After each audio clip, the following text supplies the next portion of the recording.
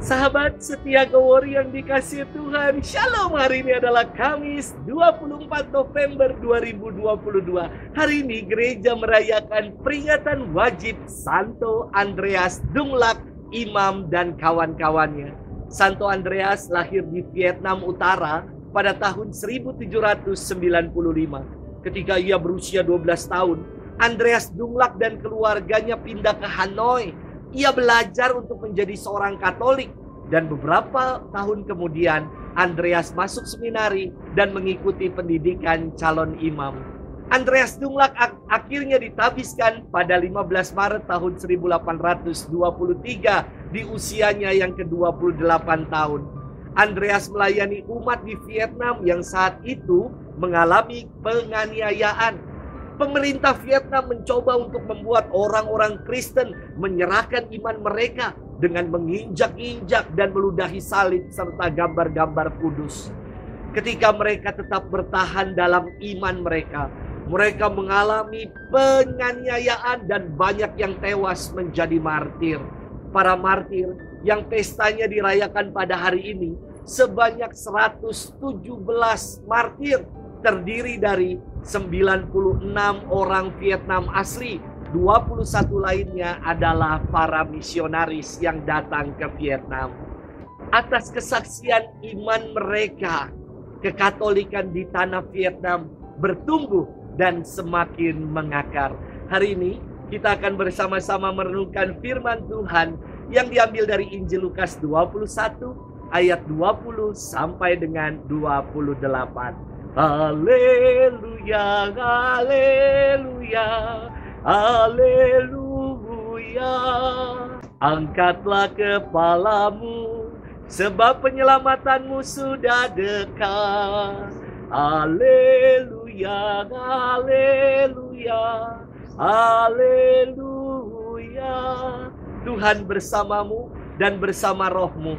Inilah Injil suci menurut Lukas, dimuliakanlah Tuhan.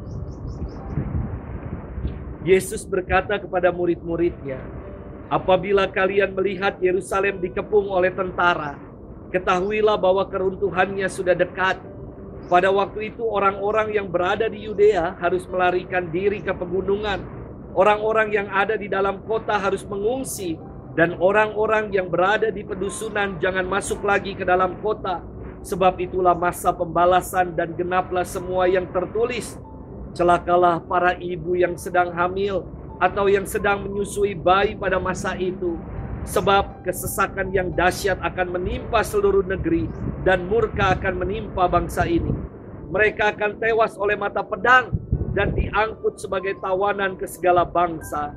Yerusalem akan diinjak-injak oleh bangsa-bangsa yang tidak mengenal Allah sampai genaplah zaman bangsa-bangsa itu. Dan akan tampaklah tanda-tanda pada matahari, bulan, dan bintang-bintang. Bangsa di bumi akan ketakutan dan bingung menghadapi deru dan gelora laut. Orang yang mati ketakutan karena cemas berhubung dengan segala sesuatu yang menimpa bumi ini.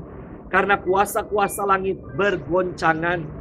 Pada waktu itu, orang akan melihat Anak Manusia datang dalam awan dengan segala kekuasaan dan kemuliaannya. Apabila semuanya itu mulai terjadi, bangkitlah dan angkatlah mukamu, sebab penyelamatanmu sudah dekat. Demikianlah sabda Tuhan. Terpujilah Kristus.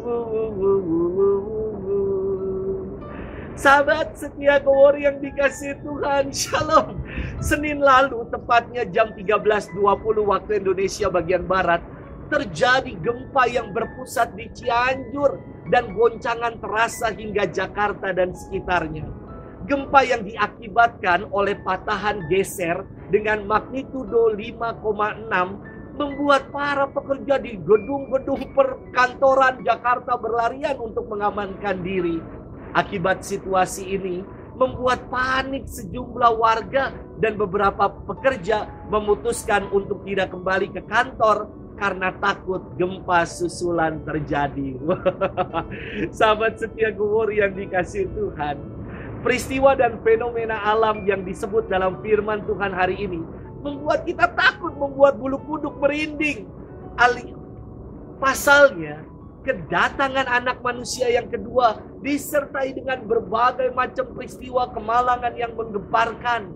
Mirip seperti lagu yang mengatakan, anak menjerit-jerit, lahar panas membakar, lahar dan badai menyapu bersih.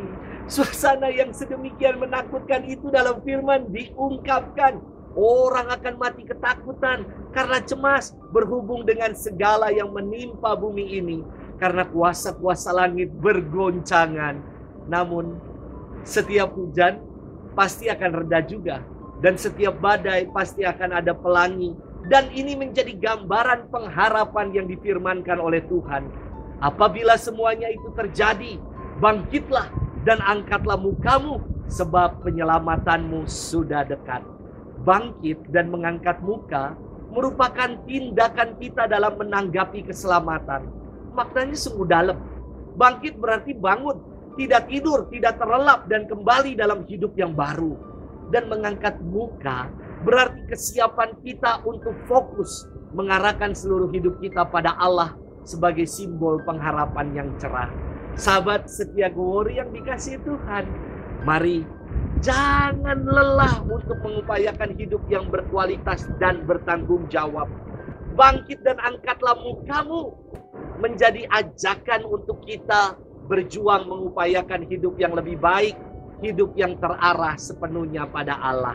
Selamat bermenung dan Tuhan memberkati kita selalu. Dalam nama Bapa dan Putra dan Roh Kudus. Amin.